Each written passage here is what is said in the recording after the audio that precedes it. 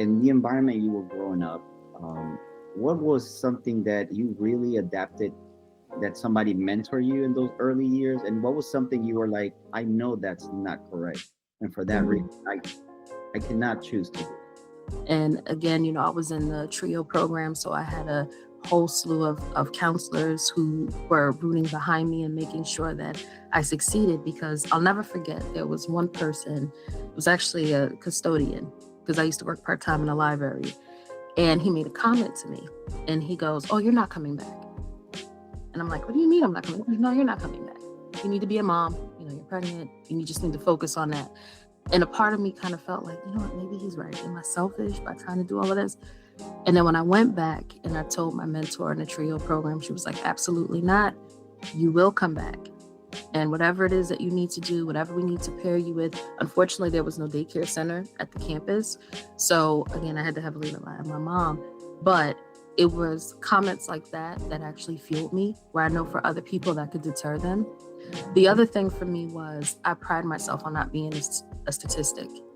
Being a single mom, especially from the area that, I was born and raised in, people would assume those things. "Oh yeah, she's in college. Oh no, she's not going to finish. Oh, she's probably going to have more kids. She's probably going to do this and that, get on, Section 8, all of those different things." And I made it my mission to not be a statistic. So I did, and it's no offense to anyone who is on Section 8 or anything like that. I actually was on Section 8 for about a year. And I told myself, I said, you know what? I'm going to make sure that the next time I'm up for review, because with your case manager, you go up for review every year. Well, at that time, I don't know if they're still doing that. And sure enough, the next time I went up for review, it wasn't even 12 months, it was the 10th month.